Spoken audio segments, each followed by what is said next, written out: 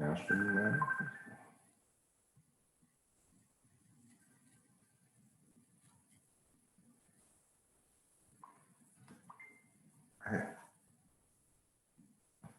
No sound. I don't hear anything. Make sure it's not on my end.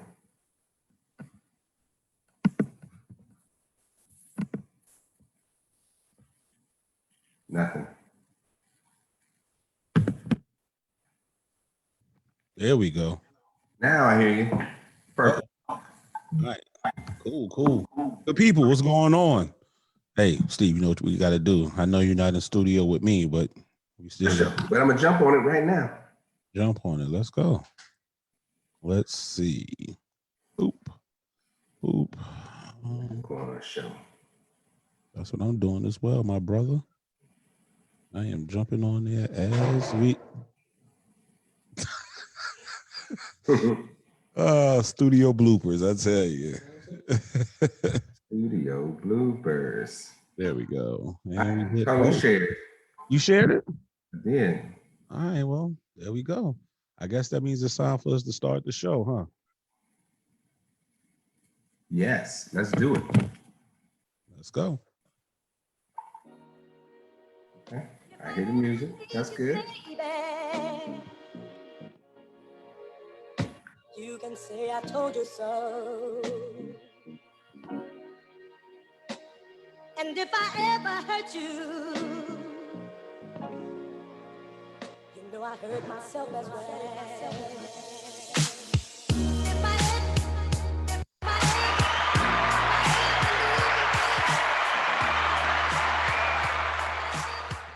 Welcome. How my people doing? Welcome to the Mega Corn Show. I am Mega. we gonna do this even long distance, and I am Quan. you had me swallowing some liquor. Pause. Some liquor. Good people, welcome. It is Tuesday, February 23rd. The month is almost over.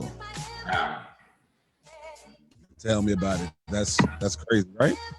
But it's all good. We are here. We are live. We are in the building. As you can see, we are not in the same studio today, you know? No. But we are still here. In an all-black studio. I'm in an all-white room.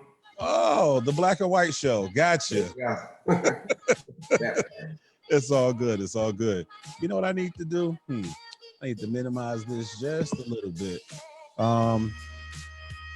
Anyway, follow us, good people. Instagram, Facebook, subscribe to our YouTube channel. It all is the same. The Mega Quan Show. TheMegaQuian show. See, right here? These two fellas back here? That's us. That's us. Subscribe. I would ask what you're smoking, but you're in the white room, so I know you're not smoking. Not smoking right now. Maybe later. But what you drinking? Yes. Tonight, I'm drinking pretty good. So first of all, this is my special Black Bourbon Society glass. It's got their little logo on the bottom. I don't think you can shout out Black Bourbon Society. Yes, sir. But I'm drinking Woodford Reserve. Yeah, you gotta lift it up a little bit. Oh, right. My special birthday bottle that I got last year. Oh, you were supposed to never open that. Well, guess what? I didn't have anything else to drink. You could open one of them 1,000 bottles of Hennessy you got. No, sir.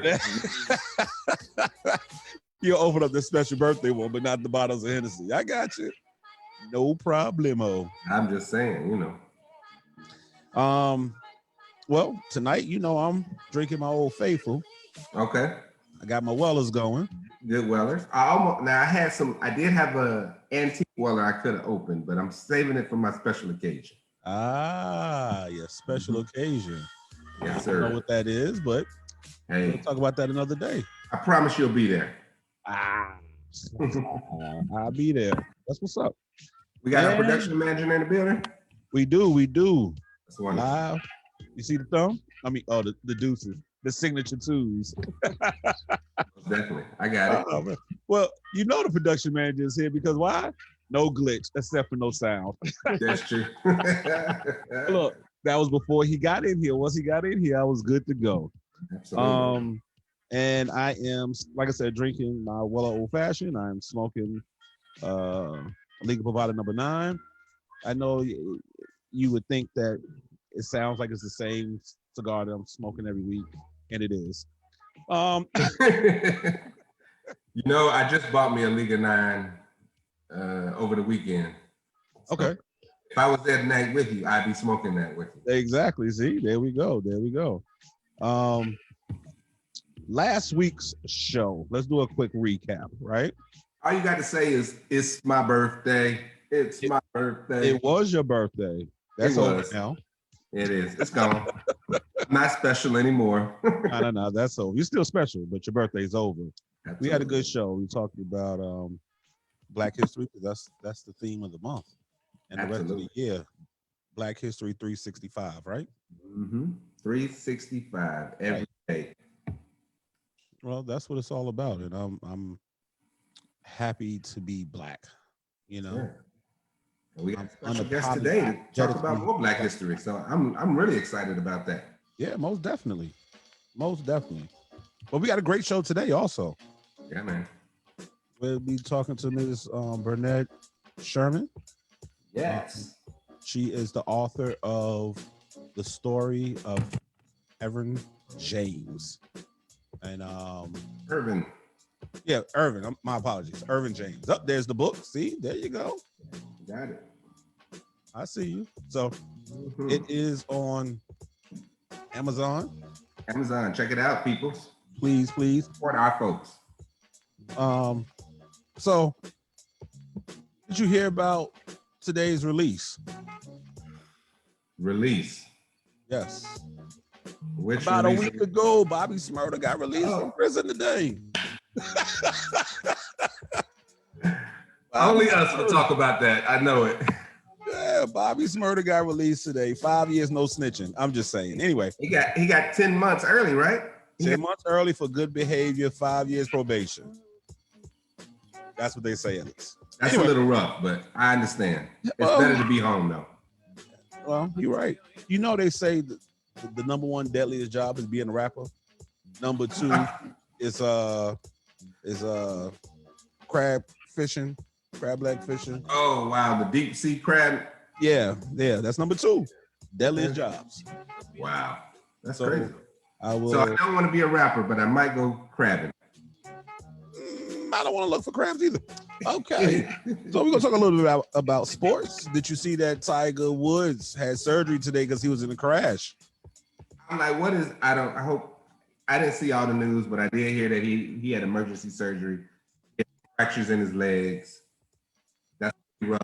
I know he was in a bad accident, so hopefully it ain't nothing that is gonna keep him out very long. Hopefully.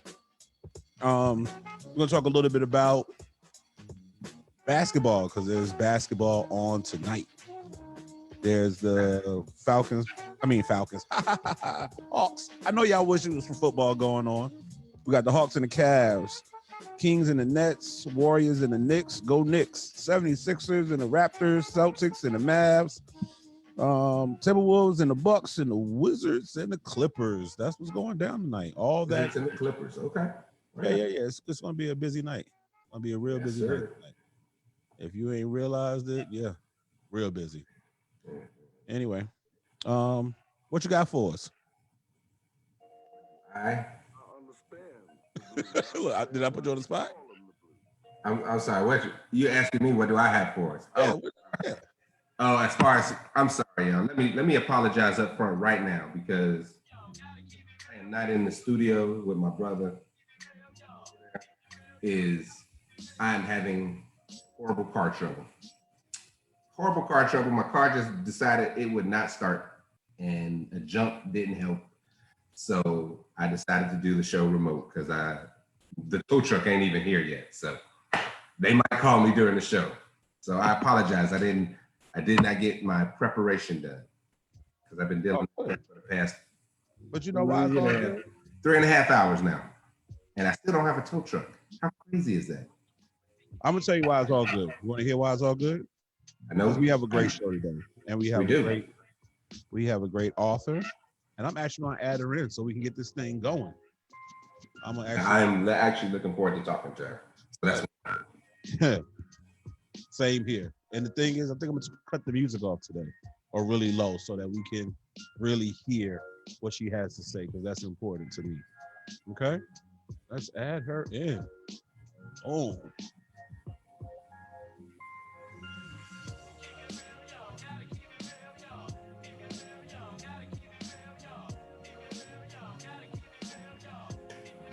Bernette, welcome.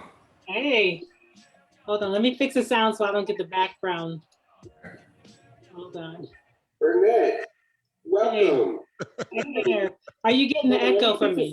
Oh yeah, we get a little bit of that echo, but it's okay. We'll work it out.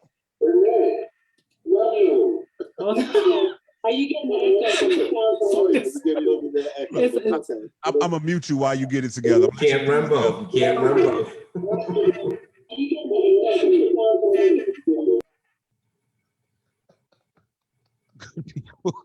She's gonna get it together, and then she's gonna unmute herself when the echo is gone. We're gonna make it work.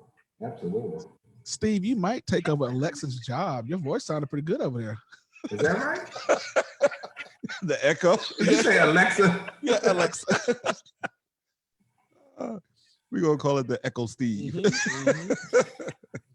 I'll be the version of Alexa with the stash. No. Oh boy. Let's see. All right, is that better? Let's see. That sounds a little better. We good to go. Yes. Okay. I felt we were on the rerun. It's all good. Welcome, Ms. Bernette Sherman. How are you doing this evening? I am doing well. I'm doing great, Quan and Mega. Yes, we are here. We are actually happy to have you on. I will give a quick backstory on how I even got in touch with Ms. Sherman. Ms. Sherman posted her book in our HOA page on Facebook, and I hit her up. I was like, wow, this is perfect, right on time.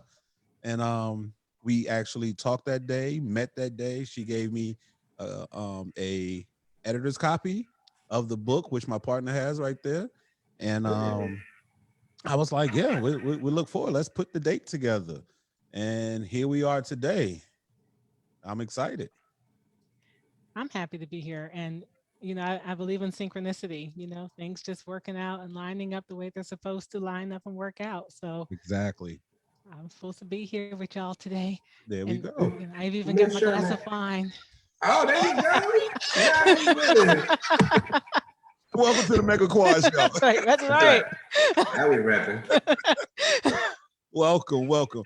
So listen, we would love for you to give a little bit about yourself. Tell the people who you are, where you're from, not your zodiac sign, but all the rest of the good stuff that people need to know about you. Well, that zodiac sign can be pretty important. Most definitely. Be quite telling. Yeah. So I'm Bernette Sherman, and I have lived in the Atlanta area since like '94, and I do write.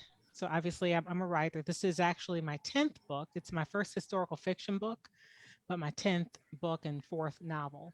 I am also an intuitive coach and intuitive advisor, a psychic spirit medium and channel. And I do that. And I work part-time in communications. So I'm all about the message. And so I call myself the messenger. But I definitely, I love Atlanta. Love it. You don't see dead people, do you? Yeah. You do? Yeah. There you go. See? Third eye. That's what happens when you ask questions, Steve. The answer that you was not waiting for. You weren't expecting an answer. Now, thankfully, I don't see them with my human eye. I only see them with my third eye. So there we go. Yeah. Okay. Well, there's nothing wrong with that. Whew. Okay. So tell us. You weren't expecting that. I don't ask questions for that reason right there. Steve is the answer. I appreciate it. Hey, I'm okay with who I am, right? Like There we this, go. That's this all. is who I am. That's all that matters. This is Yeah. a non-judgmental show. So hey, it is what it Yeah. is. So tell us about this novel, this book here. Tell us about your. Is it your great Great. grandfather? Yes, three greats. Three greats. I said it Okay. Three right. greats. Wow. There we Yeah. go. So it's interesting because 2 years ago, I didn't even really know about Irvin James. We knew about my great great grandfather. A lot of us talked about him, Eli James, but not about his father. And I went to a family reunion. You know, these things happen. You go to a family reunion, meet all kinds of people. Mhm. And it was in Florence, South Carolina. And they were like, well, let's go out to the Shout out family land. Florence. Our Florence. our production manager is from. Lancaster, South Carolina. Wow. There we Okay. go. All Okay. right. Sorry. SC, South Kakalaki. Sorry to Uh, interrupt. He over here pump fisting and everything. I just, well, okay, he could take that shout out. That's right. It's you got to take family where family everywhere. yeah.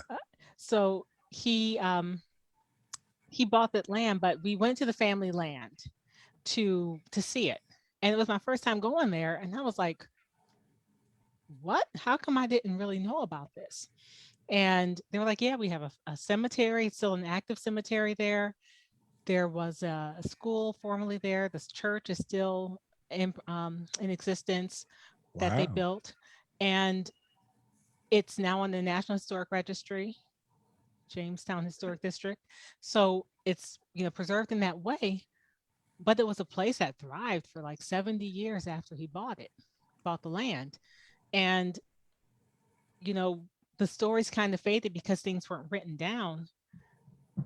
And a lot of the history around how it came to be, unfortunately, is passed down through very choppy storytelling because people weren't writing things down, not just because they couldn't, but because they shouldn't. Right. Right. Uh, and and so in telling this story, the reason I say it's inspired by is because we don't have factual evidence of what happened, prior to the sale in detail. We know what happened since the sale. We know who his children are, but exactly what happened prior to is circumspect. We have to guess. In my case, as a channel in the medium, I kind of cheated and tapped into the people who were involved, trying to keep the innocent, the guilty from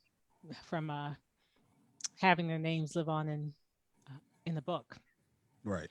So I did do some finessing of it, but the essence of the story, I believe, being a channel, I brought through his struggle, his life, his pain, his promise, his dream, and the reality that at the end he did what he set out to do, which I think is one of the bigger lessons is, we set out, you have a vision, a promise for yourself, for your life, and you keep at it.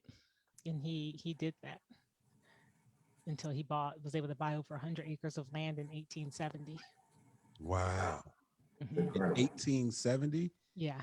100 acres, and you all still have that land today. Still have some of it. Some of So yeah.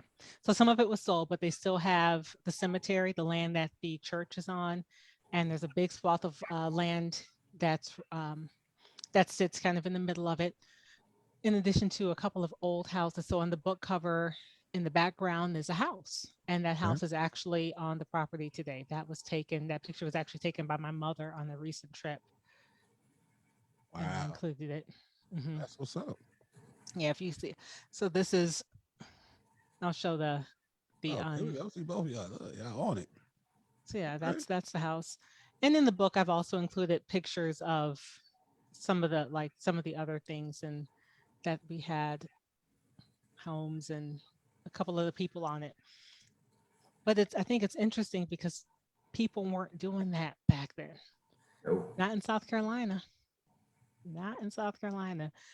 Um, So the when was yeah, able to do, I mean, to buy that much land at that time and age, I'm just like, wow. What was his?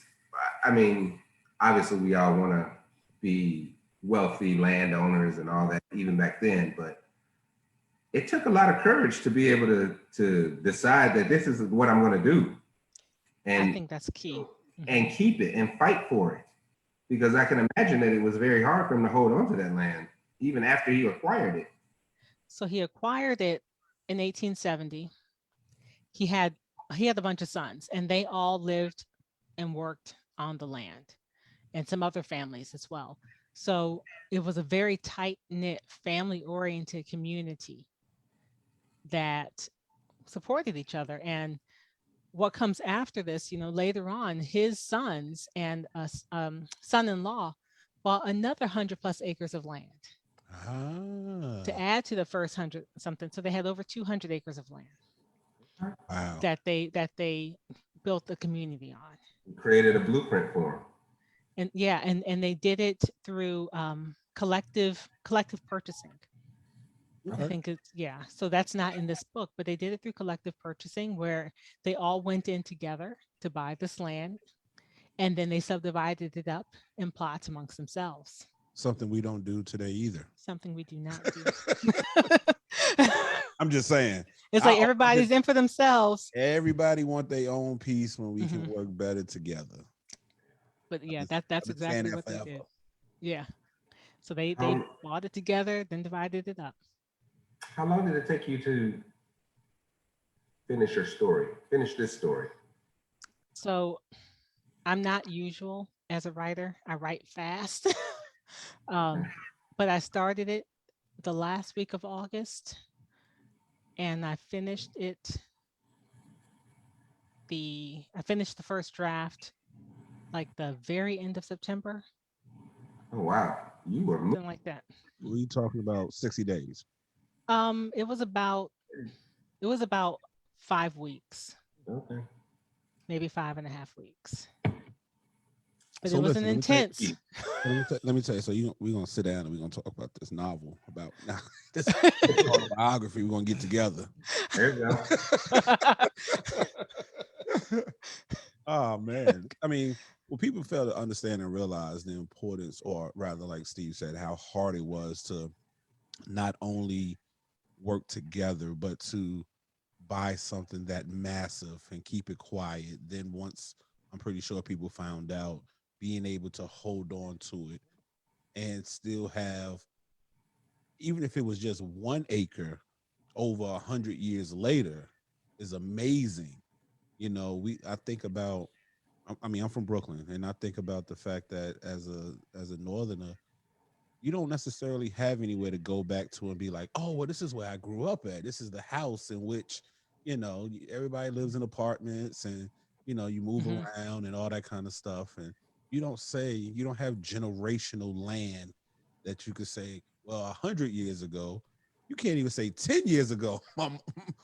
My grandmother lived here or something like that, Mhm. So it's The whole landscape changed. yeah, it's astonishing to hear that we're talking about 150 years. 150 years ago, Yeah. someone bought something and it's still It's still in the still a family. part of the family Yeah. today. Yeah. To even have a piece of it is amazing. Yeah. It is. And I think that's what moved me, because when I went down there and I hadn't known the story, at first I was like, wow, this would be worth telling, worth writing about. But I didn't want to take on that project because I know writing a book is not easy. And then a year later, Spirit put it back on my heart again, like, you need to tell this story. And I said, you know what? Yeah, you're right. I need to tell this story. So And I you did. weren't looking to write a story. You weren't looking to write this story. No. It got impressed upon you. Oh yeah. It, it was definitely impressed upon me. Like, you need to write the story. Because at first I was like, well, maybe I'll just write a script, because I'm trying to do playwriting. I was like, maybe I'll write a script. They're like, no, you got to write a book. Hmm. So let me ask this. So it took you 5 weeks to write it. How long did it take you to gather information to put? Because I know you said you put it on the shelf for a year and then came back to it. So before that, how long did it take you to gather all the information to even be inspired to put it on the shelf? So at the point, I did nothing. When I first had the idea, I went to I was in Florence. When I left Florence, I was like, yeah, that's a nice idea. I'm not writing a book.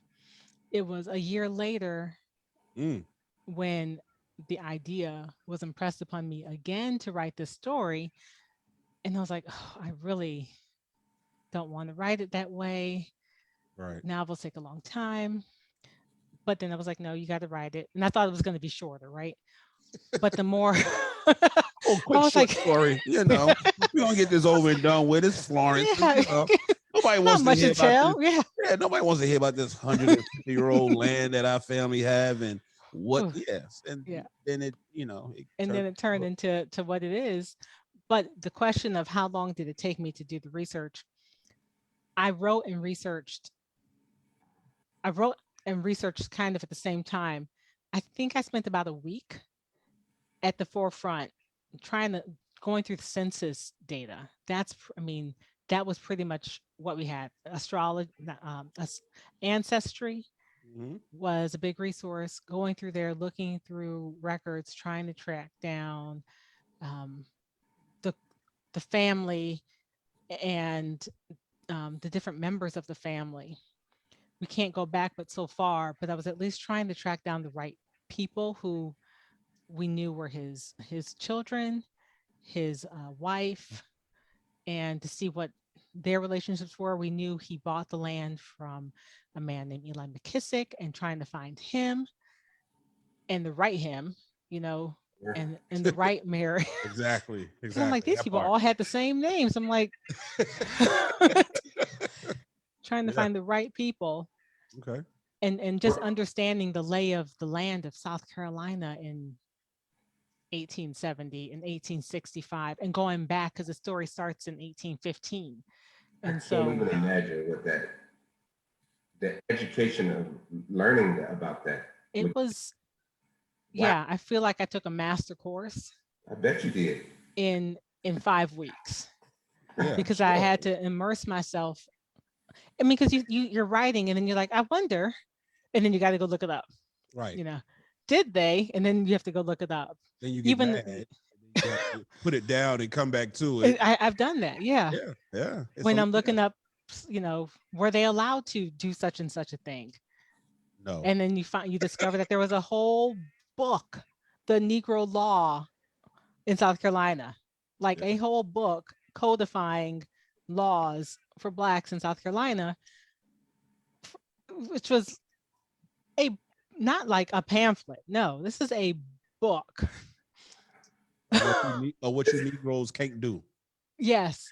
Even to the point of what Native Americans can't do because they're too dark and they don't Yeah. want to be confused and given too much that they are in competition with or may get ahead of the whites. So Right. even them, they were in there about what they couldn't be called such and such and they couldn't do this. It's I was like, oh my God. See, Mm. I can only imagine. A lot of people were talking about this new movie, Shooters. Black Messiah, right, and how triggering it is, right? That movie is a very triggering thing. But I can imagine that doing the research for your book and learning about those specific, like specifically those laws for Negroes, I'm like, oh my goodness, I can't imagine having to understand and then making sure that we follow those laws. I'm like, oh my, what Yeah. time is Right. we can't even relate to that today. We can't. I don't, which is good. Which is Oh, we good. can. We can. We Oh, can't, yeah. not to the extent that they had Not it. to the extent, but we But can. Yeah. what I'm saying is, what I'm saying specifically about that is that if we relate, like we don't relate to it like they did, because if we look at it, it triggers us. We look at that, I'm like, we can't do this or do that just because we're black. I'm like, that's a very triggering. Just because. You And can't back walk then through it the was front door of standard. the store. Mhm. You have to walk through the back door of the store. Yeah. Yeah, I'm like, that's just that's one crazy. of Well, and that I mean, I was reading, even after I published the book, I was doing a presentation for a middle school classroom using some of the Georgia standards for education and tying the book to it. And so I wanted to look up some other stuff. And I came across something else and I was like, really? You had to call the person who your employer if you were Black, you had to call them master even after slavery as an employer, and you had to be called the servant Wow. legally, and you weren't allowed to work for yourself. Basically, you had to have like work under someone, so you couldn't have been like a street performer. That was illegal.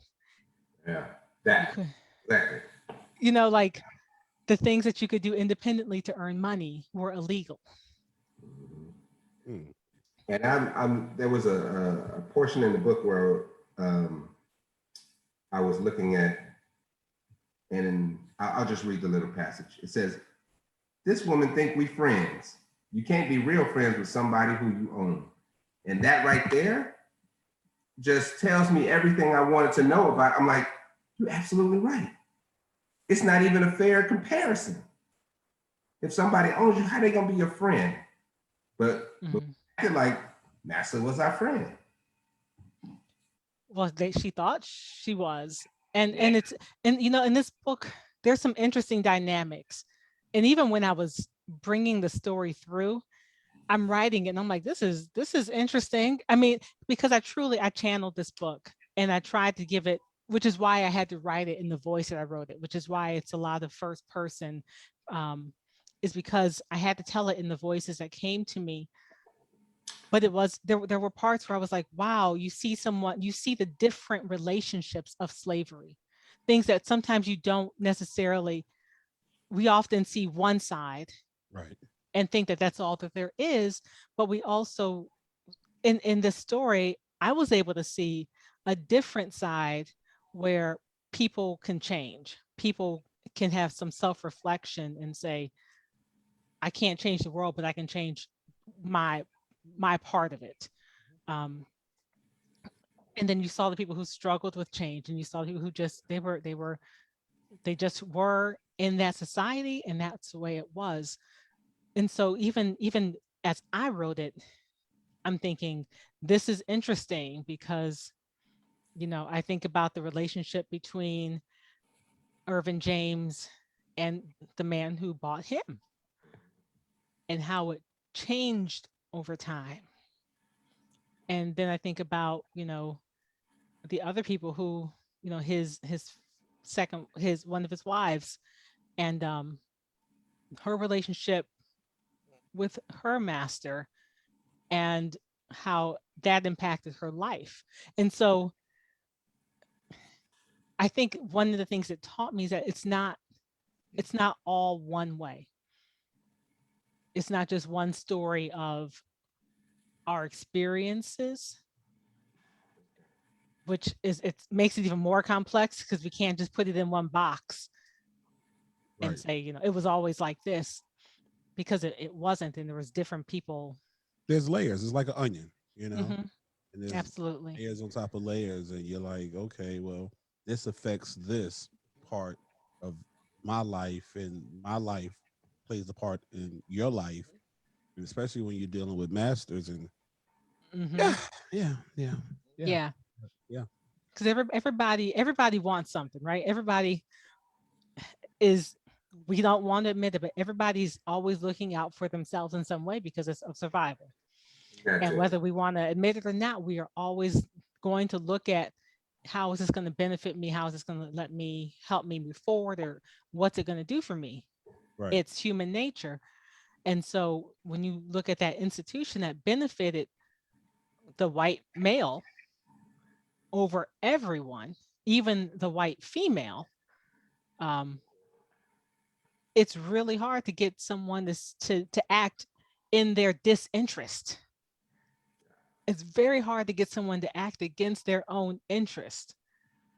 And we see that today. Yes. That is really interesting to say because, and we try not to delve into politics on this show. Yeah. But it is that's very informative to me because there are people out there right now who get voters to basically vote against their interests, against their own interests. And so that is a powerful statement to me. I'm like, anybody who can make that happen is a magician. You doing some serious mind All word. that. Yeah. Yeah. It's It is. Let me ask you this. So in writing this story, what surprised you the most? Wow. How much he went through, that surprised me. And his resilience and the relationship that he had with the man he started out calling master. Yeah, Okay. That surprised me. That surprised me the most yeah. because it It's unfolded for me. yeah, it's easy to give up. Anybody would have given up going through all the craziness. Back, Yeah. it's easy to have given up, but to fight through it all and then to persevere and to become accomplished at the end of all that is Yes. impressive. And the other thing I think is significant is the role women played in his life. Because it's called the story of Ervin James, but he has a mother who seeded the dream, you know, who planted True. it and was the first to invest in it, Yeah, and a lot of mothers do that. We put dreams into our children and we invest in our children. She was no different. And what he have done, what he did without that, she planted that dream in him. And then his wife, who at the end, when things were just looking like it's never going to happen, she stood by him, encouraging him, holding it down with him, and making sure that he did not give up on the dream that they then built together. And I think that's very important because it talks about the strength of relationships Right. and supporting relationships and family. And at the end, this is a story of family, of love, of relationships, and of personal transformation and coming back around again. Yeah. I definitely believe that any strong man has to have a strong support system in place in order for them to do what they do. That's the only way it's possible. I believe that. 99% of the time, that is the Black woman. Always. Yes. Yes. 89% of the time. So yeah, so I don't think he could have done it without them, but in that time, he's the one who had to do it. Mhm. Gotcha. He had to do it, and he was the only one who he was in the position. He prepared for years to be able to do it, and I think that's key. A lot of times, we see something that we want, but we don't want to do anything in between when we see what we want and when we think we're going to get it to prepare to have it. Ah. You know, Absolutely. if you can't spend all your money and then be like, well, I thought I was going to buy this. Right. Right. That part right there. It's like, with what? Right. Right. Exactly. Can you please let everyone know where they can check out your new book? Yes, so it's on Amazon. I'll drop it in here. Yes, absolutely. And we will make sure it is posted on the Megaquan Show page so our people can support you. But it's paperback. Oops. Sorry, I didn't type that in the right place. Okay. It's in paperback and ebook. Okay. Let me ask you this. Where can they find your other books and novels? So if you go to BernetteSherman.com, then Well, my stuff is there. And I will drop that as well. Yeah, we love it. hey, we're always about cross promoting and advertising for each other. We want to support everyone, especially the Black woman. So we appreciate you. Oh, I appreciate you. I do. I do. It's been an interesting it's been an interesting experience having written this book Mhm. because it's the first, as a writer, sometimes, people never even know that you wrote a book. But this one, Spirit said to write it, I wrote it, and it seems like, people are paying attention to this one. And I think it's not just because it's a story of a Black man and Black history, but I think it's also because it's a story of someone who did something unexpected in an unexpected time Definitely. unexpected place. Yeah. And he's like, and you wonder how, how. And it reminds us, his story has helped me, like by writing his story. When I felt like, oh, I don't know if I could do this anymore, I'm like, what do you have? What what is your excuse? Right. It's like, I'm like, okay, if he could do it, what is my excuse? Exactly. Right. You have all the resources at your. Right. I'm like, I have no excuse. Right. None. None of us do. None of us do. Right. Y'all got to get out there and do it. Right. It's like, okay. Okay. There's very few people who truly have a valid excuse for not doing the things that they said they want to do. You're right. Most definitely. We make reasons, but very few have excuses. Well, listen. Yeah. This has been a very educational show. For those of you that got in late on the show, check out the feed. Ms. Please Bernette do. is here to And promote her new book. please support her on Amazon. Yes, please. Make it #1. Let's do it. We want to If make you it don't Yeah. support us, who will? Yeah. bestseller. We need to get that. We're gonna get you on Oprah or something. Oh, Yeah, something like that. that's a dream, right? That's a dream Right, right there. Exactly. It'll happen. It'll happen. Speak it into existence. There it is. I've been speaking. Look, you're on the Mega Quan Yeah. show. The Mega Quan Show. Wait, All dance right. it out. Yes. Hey, having Yes. you on the show today. It's been educational for us. I'm enjoying. I'm definitely going to continue enjoying this book because I haven't read it all yet. So I'm going to continue reading it. Yeah, he took it from me. So Well, I have more copies, and they are now, the paperbacks are out now. great. Yeah. Okay. Yes. But now that Make sure we support. now that I can, Yes. I think I'm gonna buy the paperback just to have, but I'm gonna listen to it.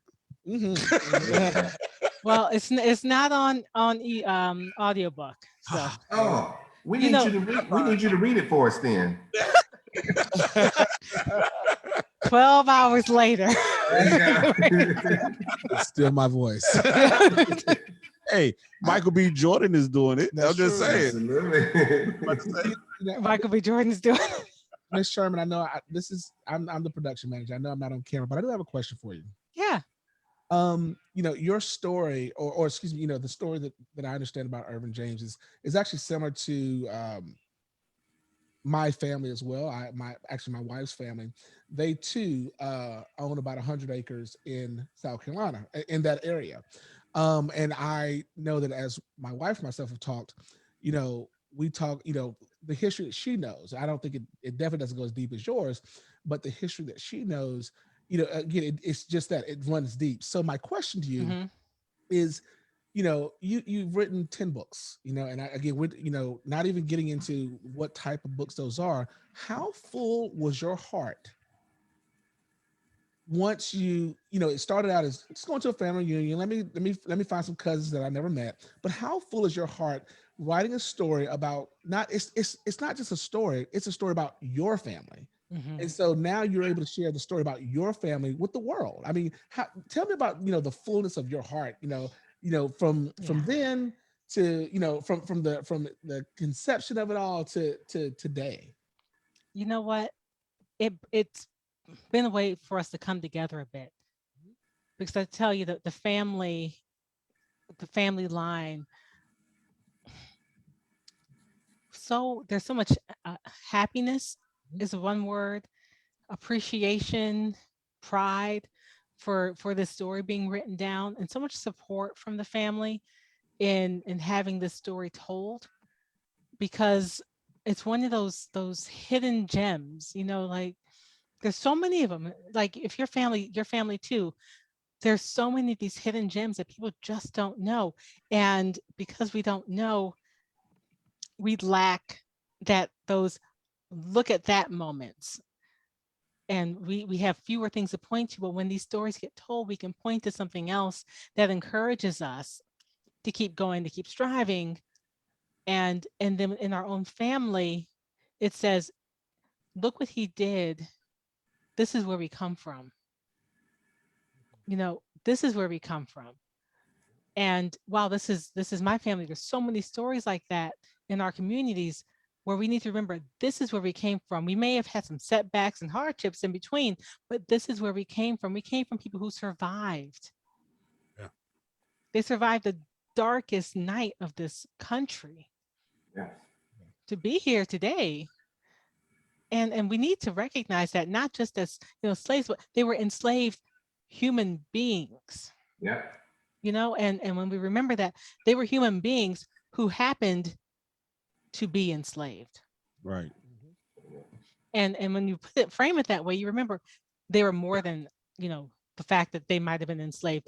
Many of them were educated, many of them were not, but they learned trades and skills and things that they could be productive, that they could have and create a sense of value and worth for themselves, even in their condition. Yeah. That's I beautiful. will say that we have a whole history before slavery, and that Whole is history. what is not given to us or has been wiped away by so many generations of bigotry, hatred, Mhm. blah blah. So Yeah. And we don't and so we don't know what we don't know, right? And we can't possibly know everything. But if you can know something more that elevates us and makes us think of ourselves in a different light and what's possible in a different light, And make us think about working together. that too. That I And the think, power of community. yes, the power of community and working together is greater than anything. You know, one person having $1 million is less than, to me, 100 people having $100,000 or $100. Because those 100 people are going to work together to ensure that everyone is well off, whether it's sharecropping or it's um, Mhm. whatever. They're going to make sure. Whereas one person has it, it's like, oh, that person has it. Okay.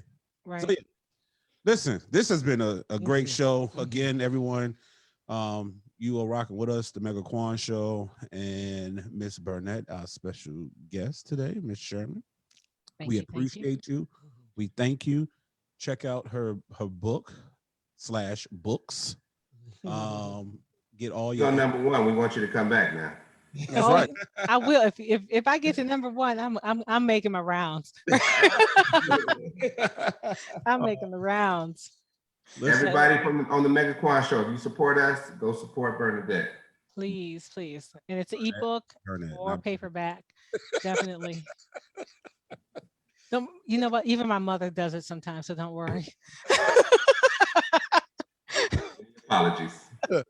If I may, I just want to thank you for I just want to thank you for being a part of history, because you took the opportunity to and I'm gonna go old school. You took the time to rewind the VHS tape for 150 years, and you do realize that when the kids 150 years from now, they go on their computers or whatever's going on in that world, they're gonna say, "Oh my God, I have an ancestor by the name of Bernette Sherman who has carried this history on, and now it's at 300 plus years." So I just want to say thank you very much for Ooh, your contribution. that just gave me a chill. It's just legit. That's all. It's just real.